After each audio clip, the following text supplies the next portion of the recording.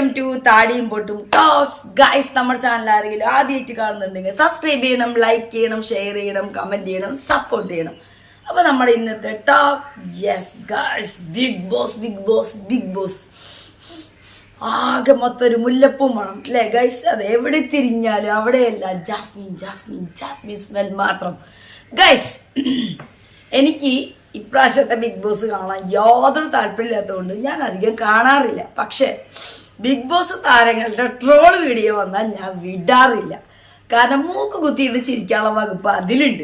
ആരൊറ്റ troll കണ്ടാൽ മതി നമുക്ക് ഏകദേശം അവിടുത്തെ കാര്യങ്ങളൊക്കെ മനസ്സിലാക്കാനൊക്കെ ആയിട്ട്. അപ്പോൾ ചില ട്രോളുകൾ കാണുമ്പോൾ ഞാൻ വിചാരിക്കും എൻ്റെ സബ്സ്ക്രൈബേഴ്സിന് വേണ്ടി, എൻ്റെ ചാനലിലൂടെ ഇഷ്ടപ്പെടുന്നവർക്ക് വേണ്ടി നമുക്കൊന്ന് ചിരിക്കാനായിട്ട് ഒരു ട്രോൾ വീഡിയോ ഷെയർ ചെയ്യാമെന്ന് വിചാരിക്കും. ഞാൻ അങ്ങനെ വളരെ കുറച്ച് ട്രോൾ വീഡിയോസ് ഇട്ട് തന്നിട്ടുണ്ട്, അതെല്ലാവർക്കും ഇഷ്ടപ്പെട്ടിട്ടുണ്ട്. അപ്പം ഇന്നും അങ്ങനത്തെ ഒരു ട്രോൾ വീഡിയോ ആണ്. നമ്മുടെ സീക്രട്ട് ഏജന്റ് സായി ഉണ്ടല്ലോ, സായി നമ്മുടെ ബിഗ് ബോസിലേക്ക് പോകുന്നതിന് മുന്നേ ഈ പറയുന്ന ജാസ്മിന്റെ ഫാദർ ജാഫർക്കനെ കാണുകയും ജാഫർക്കായിട്ട് ഫോണിൽ സംസാരിക്കുകയും അവർ തമ്മിൽ എന്തൊക്കെയോ സംസാരം ഒരു 10-40 മിനിറ്റോളം ഉണ്ടായിട്ടുണ്ടെന്നൊക്കെ വിവി ഹിയർ ചാനലിൽ വിവി പുള്ളി പറയുന്നുണ്ടായിരുന്നു. അപ്പോൾ സായിയുടെ വൈഫ് സ്നേഹ വന്നിട്ട് ഇങ്ങനെ ഇരുന്ന് പറഞ്ഞാൽ പോരാ, തെളിവ് കൊണ്ടുപോവാ, പ്രൂഫ് വേണം എന്ന് പറഞ്ഞ് ഭയങ്കര നിലവിളിയായിരുന്നു. വെറുതെ തള്ളി വിടാണ്, പ്രൂഫ് വേണം എന്തുണ്ടെങ്കിലും എന്നൊക്കെ പറഞ്ഞു. അപ്പൊ അതിനൊരു പരിഹാരം എന്ന രീതിയിൽ വിവി ആ ഒരു സംഭവം പുറത്തു വിട്ടിട്ടുണ്ട്. അതായത് സായി ബിഗ് ബോസിൽ പോകുന്നതിന് മുന്നേ നമ്മുടെ ജാസ്മിൻ്റെ ഫാദറുമായിട്ട് ഒരുപാട് സമയം സംസാരിച്ചിട്ടുണ്ട്. അതിൽ ചില ഗബ്ബിളിക്കിട്ടുള്ള തെറിവിളിയുടെ അഭിഷേകമാണ്. അപ്പോൾ എന്തായാലും ആദ്യം വീഡിയോ കാണാം, അത് കഴിഞ്ഞിട്ട് നമുക്കൊരു കാര്യം പറയാം. എന്തൊക്കെയാണ് ഈ കൊച്ചു കേരളത്തിൽ സംഭവിക്കുന്നത്? എന്തൊക്കെയാണ് നടക്കുന്നത്? എന്താ പറ, എനിക്കറിയില്ല. ഇവിടെ ഫുള്ള് മറ്റേ മുല്ലപ്പൂ മയമാണ്. ഇതെന്നെ ഉദ്ദേശിച്ചാണ്, എന്നെ തന്നെ ഉദ്ദേശിച്ചാണ്, എന്നെ മാത്രം ഉദ്ദേശിച്ചാണ്. സംശയമുണ്ടോ? സായിന് ഫുള്ള് മുല്ലപ്പൂ മണത്തോണ്ടിരിക്കാന്നാണ് ഒരു കരക്കമ്പി. അത് എന്താന്നുള്ളത് നിങ്ങൾ എല്ലാവരും യൂട്യൂബ് ചാനലിലും എല്ലാ സാധനവും എല്ലാ ഏരിയയിലൊക്കെ വെച്ച് പപ്പി കിട്ടിയിട്ടുണ്ടാവും വിചാരിക്കുന്നു. Flashback. ജാസ്മിന്റെ വാപ്പ ഇപ്പൊ പറയണത് കള്ളങ്ങളുടെ രാജകുമാരൻ, നിങ്ങൾ വന്ന് കണ്ടത് കണക്കല്ലേ കൺഫെഷൻ റൂമിലെ കാര്യങ്ങളെന്നൊക്കെ പറയുന്ന കേട്ടു. എന്റെ മോളെ പെരുവഴിയിലാക്കിയിട്ട് സുഖിച്ച് ജീവിക്കാമെന്ന് അവൻ കരുതണ്ട. ഞാൻ തിരിച്ച് കുറെ കാര്യങ്ങൾ എനിക്ക് അങ്ങോട്ടും ചോദിക്കാനുണ്ട്. വൈൽഡ് കാർഡായിട്ട് ഒരാൾ അതിനകത്തോട്ട് കയറി പോയിട്ടുണ്ടായിരുന്നു.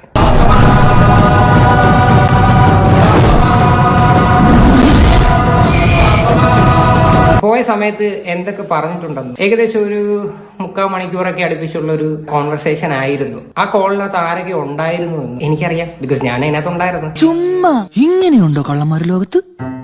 വെറുതെ ഇങ്ങനെ കുരുക്കഥ നുണകൾ പറയല ഇവന്റെയൊക്കെ ഹോബി. അപ്പൊ ഞാൻ എന്റെ ഒരു ഉത്തരം എന്ന രീതിയിൽ ഞാൻ ഇവിടെ ജസ്റ്റ് ഒന്ന് പറയാന്ന് വിചാരിച്ചു.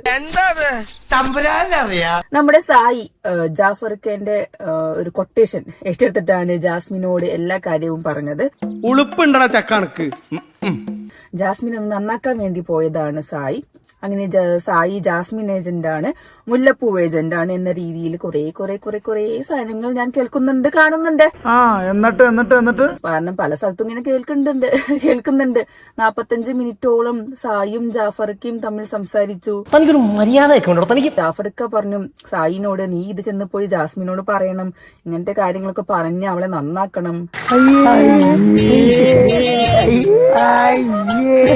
എന്തൊക്കെ കാര്യങ്ങളാണ് കേൾക്കുന്നത്. ഞാൻ പറയട്ടെ, ഈ സായി എന്ന് പറയുന്നത് സായിന്റെ എന്റെ അറിവില് സായിന്റെ കുടുംബമല്ല ജാഫർക്ക. എന്താണ് ബുദ്ധി ഈ തല വെളി കാണിച്ച് അടക്കല്ലേ പണ്ടാരെ കേട്ടോ. സത്യം പറഞ്ഞാൽ എനിക്കറിയില്ല. ഇനി എന്റെ അറിവില് സായിന്റെ അമ്മായിയുടെ മോളൊന്നുമല്ല, അമ്മാവന്റെ മോളും അല്ല ജാസ്മിൻ. ഉത്തരം മുട്ടിച്ചോളന്നല്ലോ. ഇതുപോലെ ഇന്റലിജന്റ് ആയിട്ടുള്ള ആൾക്കാർ ഇന്ത്യയിലുണ്ടോ? ആരും എഡ്യൂക്കേറ്റഡ്? പുറത്ത് വരട്ടെ. ഞാൻ പറഞ്ഞിട്ടില്ല, എല്ലാ സാധനം വരുന്നുണ്ടെങ്കിലൊക്കെ പ്രൂഫായിട്ട് വരിക. പ്രൂഫ് ഇല്ലാതെ വന്നിട്ട് നമുക്ക് എന്തെങ്കിലും പറയാൻ പറ്റുമോ? ഞാൻ കഴിഞ്ഞ 2 ദിവസം മുന്നേ ഒരു വീഡിയോ ഇട്ടിട്ടുണ്ടായിരുന്നല്ലോ. വൈൽഡ് കാർഡായിട്ട് ഒരാൾ അകത്തോട്ട് കയറിയപ്പം ഫോണിൽ സംസാരിച്ചേക്ക് ഒരു കാര്യം ഞാൻ പറഞ്ഞിട്ടുണ്ടായിരുന്നല്ലോ. പാച്ചേട്ടാ അവമാനിക്കരുത്, ഞാൻ നല്ലൊരു കുടുംബത്തിൽ പറഞ്ഞവനാണ്. നീ നല്ല കുടുംബത്തിൽ പറഞ്ഞു, ഞാൻ പിന്നെ മറ്റേ കുടുംബത്തിൽ പറഞ്ഞാണല്ലോ. വേറെ ഒന്നുമല്ല, ജാസ്മിന്റെ വാപ്പ സായി എടുത്ത് സംസാരിച്ച കാര്യമാണ്. എന്തായാലും നമുക്ക് ആ വോയിസ് ഒന്ന് കേട്ടു നോക്കാം. ഓൻ ഈ ഷോയ്ക്കകത്ത് കയറുവാണെങ്കിൽ പറ്റുമെന്നുണ്ടെങ്കിൽ ഈ ഞാൻ എന്റെ പറ്റ ഭാഷ സംസാരിച്ചോട്ടെ പല ഇങ്ങനെ തെറി വിളിക്കല്ലേ ഒരു മനുഷ്യനാണ് ഞാൻ. പല അടിച്ച് കീറി അവനോട് അന്തസ്സായിട്ട് പറയടാ, നീ അന്തസ്സായിട്ട് ഗെയിം കളിക്കും, വല്ല പെൺപിള്ളേരെ പാവാടത്തുമ്പി പിടിച്ചോണ്ട് കിടക്കാതെ ഗെയിം കളിച്ച് ജയിക്കാൻ പറ. ആ നായിന്റെ മോനോട് പോയി ചത്തുടടാ.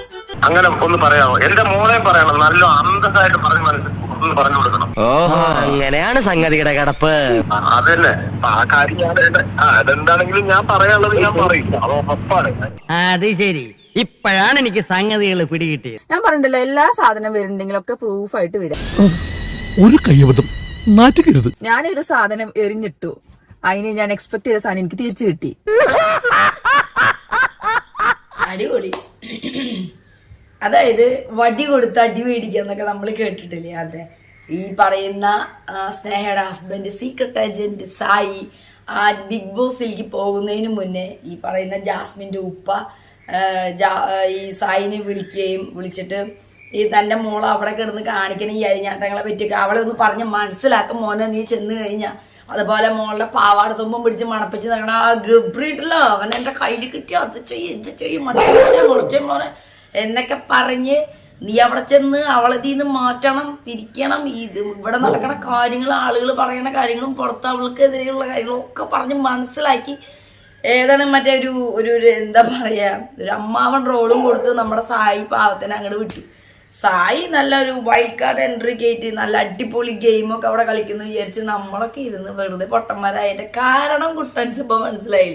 പുള്ളി അവിടെ ചെന്ന് ഇവിടുത്തെ കാര്യങ്ങളൊക്കെ ഈ പറയുന്ന ജാസ്മിന്റെ ഉപ്പ പറഞ്ഞ കാര്യങ്ങൾ, അവളെ ഈ ബന്ധത്തിന് ഒഴിവാപ്പിക്കാൻ നോക്കലും ഗബ്രിയുമായിട്ടുള്ളത് മാറ്റാൻ നോക്കല്, ഇങ്ങനെ പുറത്തത്തെ കാര്യങ്ങൾ ചെന്ന വഴിക്ക് തന്നെ ഉണ്ടായതൊക്കെ പറഞ്ഞത് കൊണ്ട് തന്നെ പുള്ളിയുടെ ആ ഗെയിം കയ്യിൽ നിന്ന് പോയി, മൊത്തത്തിൽ അങ്ങോട്ട് പോയി. ആളുടെ ഒരു ഇമേജാ പോയി കിട്ടി. ഇതൊന്നും അറിയാതെ വെറുതെ തള്ളി മടക്കാണ്, കയ്യില് കോളുണ്ട് മറ്റേതുണ്ട് മറിച്ചതുണ്ട് എന്നൊക്കെ പറയാതെ അതങ്ങോട്ട് എടുത്ത് പുറത്തിട്, പ്രൂഫ് വേണം എന്ന് പറഞ്ഞ് സായിയുടെ ഭാര്യയ്ക്ക് വിസാരം ഇട്ട് കൊടുക്കും.